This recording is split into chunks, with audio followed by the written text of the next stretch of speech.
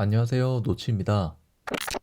드디어 아이폰 15 프로를 수령하였습니다. 우리나라는 항상 1차 출시국이 아니기 때문에 다른 국가에 비해 조금 늦게 수령하는 편이죠. 이번 아이폰 15 시리즈는 무게가 경량화되고 베젤도 줄어들었으며 티타늄 소재를 적용하여 모르겠고 체감되는 변경점이 무엇이 있는지 느낀 점 위주로 말씀드리겠습니다.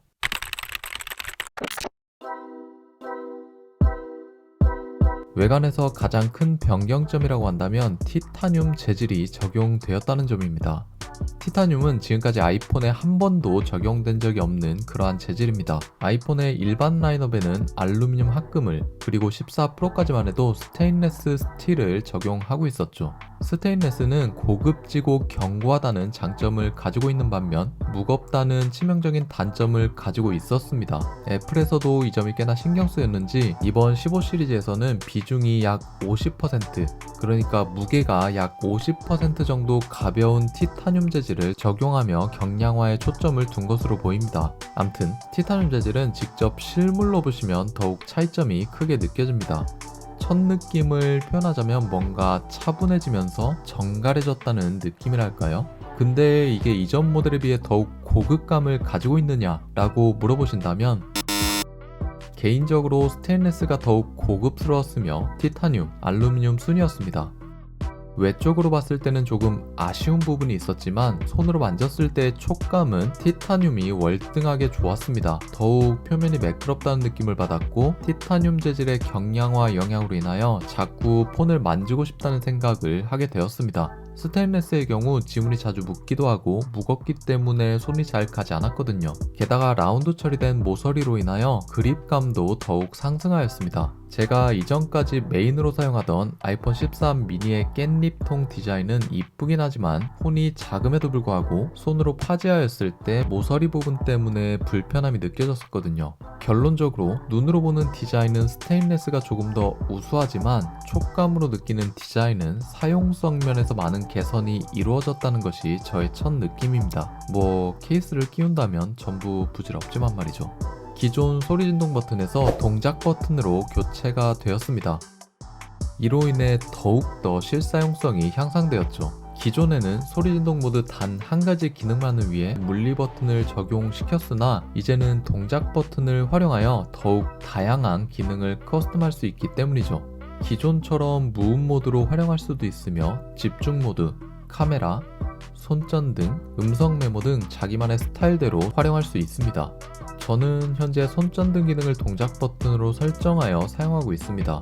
필요할 때 간편하게 동작 버튼 하나로 손전등을 켜고 끄는 것이 제 생활 환경에서는 적합했기 때문이죠. 물론 누군가는 카메라 동작을 설정해 놓고 손쉽게 카메라 앱을 실행시켜 사진을 찍겠죠. 동작 버튼으로 인해 여러모로 편리해진 것은 분명하다고 생각합니다. 다만 한 가지 아쉬운 점은 아이폰만의 아이덴티티가 점점 사라져가는 느낌이 들었습니다. 아이폰의 최대 아이덴티티인 홈 버튼 역시 페이스 아이디가 적용되면서 사라졌고요. 디스플레이의 노치 디자인 역시 다이내믹 아일랜드로 대치되었죠. 이번 소리 진동 버튼도 같은 맥락이라고 생각합니다. 결국 디자인이나 아이덴티티보다는 실용성을 추구하는 방향으로 나아가는 것이죠. 아이덴티티는 점점 사라져가지만 지금의 페이스 아이디는 제가 정말로 만족하는 기능이며 다이내믹 아일랜드 그리고 동작 버튼 역시 익숙해지면 활용성이 높을 것이라고 기대하고 있습니다. 왜 우리는 USB-C 포트를 지금까지 기다려온 것일까요? 편리한 맥세이프 무선 충전 방식이 있음에도 불구하고 말이죠. 아직까지 많은 분들께서 무선 충전이 아닌 유선 충전을 사용하고 있기 때문입니다. 제가 사용하는 무선 충전기 역시 15W를 지원하고 있지만 유선으로 사용한다면 20W로 충전되기 때문에 더욱 빠르게 충전할 수 있죠. 그리고 여행이나 출장 시 유선 케이블의 대통합이 가능해졌다는 점이 엄청난 장점으로 떠올랐습니다. 이전에는 여행 갈 때마다 라이트닝 케이블을 별도로 챙겨줘야 하는 수고로움이 아시잖아요.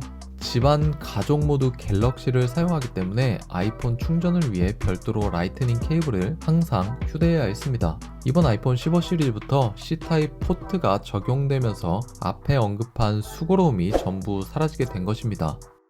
게다가 이번 USB-C 타입 포트는 USB 3.0을 지원하면서 초당 10기가의 전송 속도가 적용되었습니다. 저는 보통 아이폰으로 촬영한 영상을 맥미니의 에어드랍으로 전송을 하는 편인데 용량이 크거나 보내는 파일 수량이 많을 경우에는 종종 오류가 발생하여 전송이 중단되는 현상이 발생하였죠. 그래서 비교해 보았습니다. 과연 C타입 그리고 에어드랍 촬영한 용량이 큰 파일을 하나 옮겨 보겠습니다.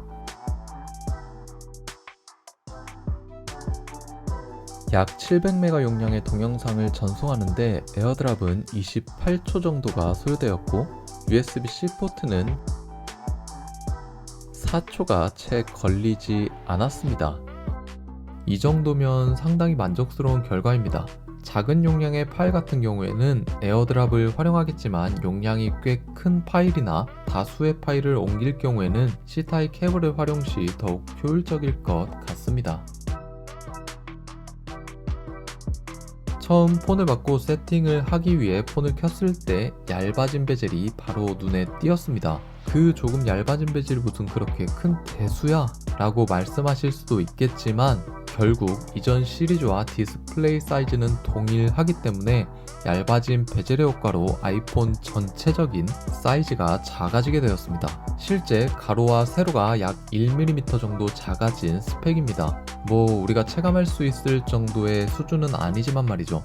하지만 더욱 얇아진 베젤로 인하여 화면을 볼 때 시원시원한 느낌을 받을 수 있었습니다. 13미니와 비교를 간단히 해보자면 많은 차이점을 느낄 수 있습니다. 어쨌든 얇아진 베젤은 언제나 환영입니다.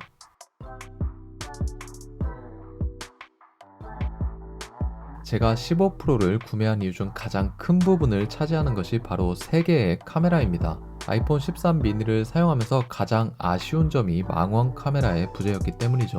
이번에 탑재된 아이폰의 카메라에는 메인 카메라에 무려 48메가픽셀이 적용되었고 울트라 와이드 그리고 망원 카메라에는 12메가픽셀이 적용되었습니다. 따라서 메인 카메라인 광각 카메라를 활용하여 더욱더 선명한 사진 촬영이 가능해졌죠. 하지만 저는 카메라 앱을 실행시키자마자 바로 망원부터 촬영해 보았습니다. 망원 카메라의 유무는 인물 사진 퀄리티에 굉장히 많은 영향을 미칩니다. 제가 망원을 주로 사용하는 이유는 아이들을 촬영하기 때문인데요. 13mm의 일반 카메라와 퀄리티의 차이가 엄청나게 발생하는 것을 알 수 있습니다. 망원 카메라의 아웃포커싱이 훨씬 더 자연스럽게 표현되며 인물에 집중된 사진을 표현할 수 있죠. 그리고 초광각 렌즈를 통해 접사 촬영의 경우 정말 가까이에 있는 피사체에 초점을 잡아 촬영할 수 있었으며 재미난 사진을 연출할 수 있었죠. 역시나 미니에서 아이폰 15 프로로 기변하니 카메라가 정말 많은 체감이 되었습니다.